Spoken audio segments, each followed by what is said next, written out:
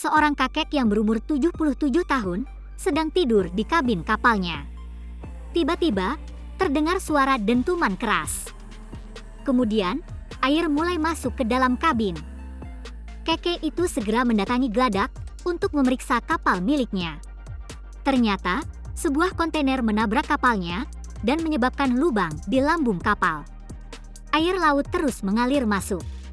Sang kakek mengambil sebatang besi, mencoba memisahkan kontainer itu dengan kapalnya. Dia mencoba menggoyang-goyangkannya, tetapi kontainer itu penuh dengan muatan, sehingga sangat berat untuk didorong.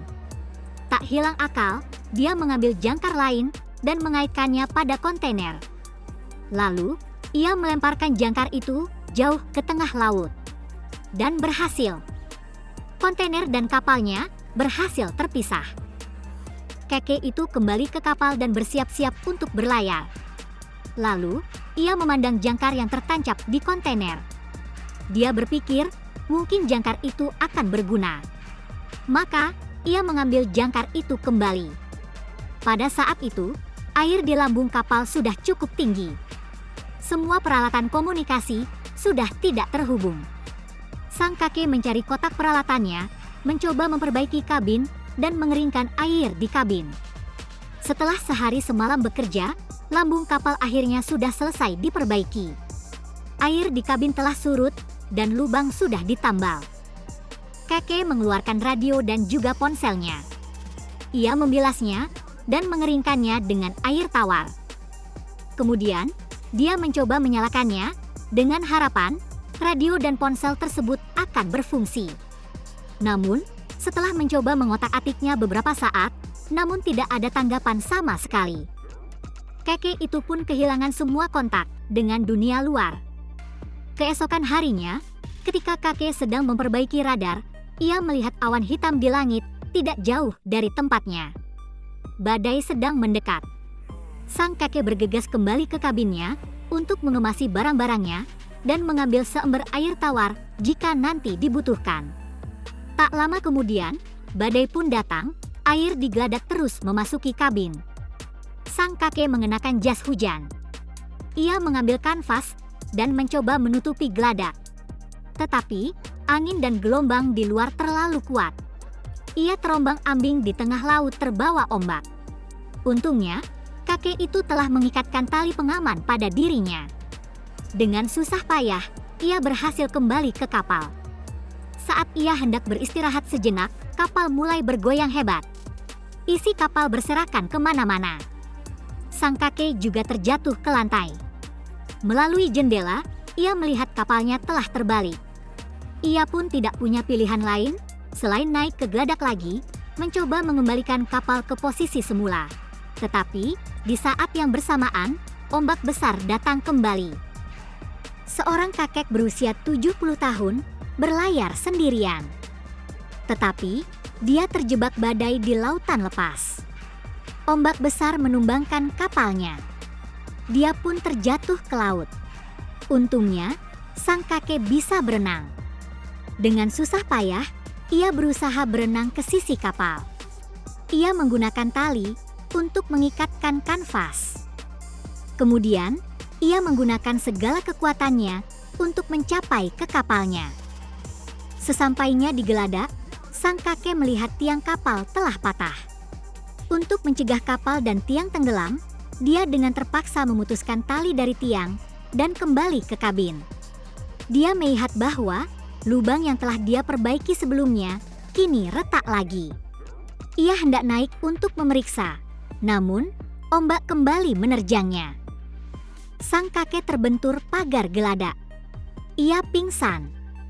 Ketika ia terbangun kembali, air di dalam kabin sudah mencapai atas sofa. Kapal akan segera tenggelam.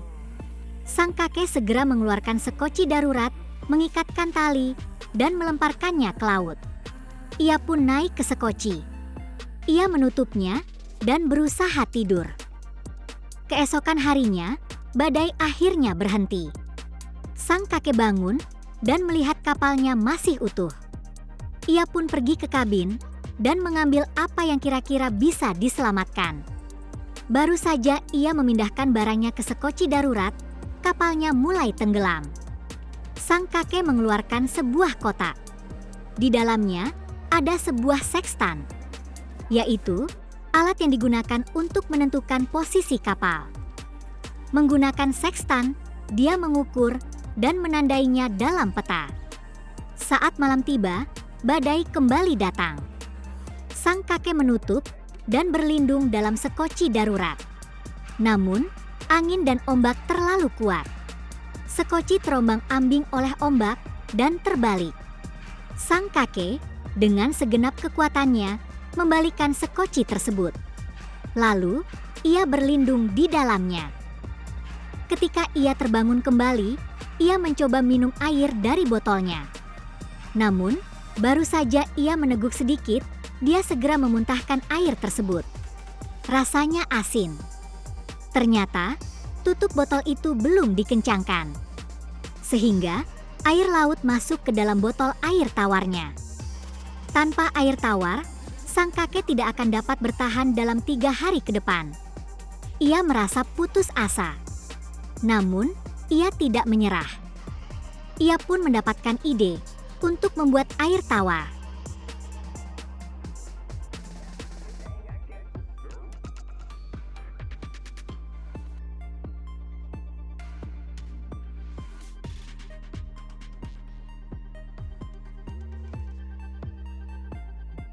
Bagaimana caranya mengubah air laut yang asin menjadi air tawar? Beginilah cara yang dilakukan oleh seorang kakek tua. Pertama-tama, ia memotong jerigen air dengan pisau, lalu mengisinya dengan air laut. Kemudian, selembar plastik diletakkan di atasnya. Lalu, ia menaruh sebuah pemberat di tengah. Begitulah, alat distilasi sederhana telah dibuat. Meskipun air tawar yang dihasilkan tidak banyak, setidaknya air tawar itu membantunya untuk bertahan hidup. Setelah masalah air teratasi, sang kakek itu mengeluarkan kail pancingan dan mulai memancing. Namun, setelah seharian memancing, tidak ada satupun ikan yang tertangkap. Di sore hari, sebuah kapal kargo tiba-tiba muncul di kejauhan. Sang kakek segera mengeluarkan tongkat sinyal dan mulai berteriak minta tolong. Namun, karena sekocinya terlalu kecil, orang-orang di kapal itu tidak melihatnya sama sekali. Dengan kecewa, sang kakek pun melemparkan tongkat sinyal ke laut. Tiba-tiba, kail pancingnya bergerak. Sang kakek berdiri dan mulai menarik tali. Ikan itu hampir muncul ke permukaan. Namun tiba-tiba, seekor hiu muncul dan memakan ikan itu. Sang kakek itu terkejut. Ia melihat sekelilingnya dan menyadari bahwa sekocinya dikelilingi oleh hiu. Menjelang malam hari, kapal lain melewati sekocinya. Sang kakek menyalakan 2 sinyal api berturut-turut. Namun, kapal itu juga tidak berhenti. Pada hari ke-8 terdampar di laut, sang kakek kembali menghitung posisinya. Dia menemukan bahwa dia telah melenceng dari jalur.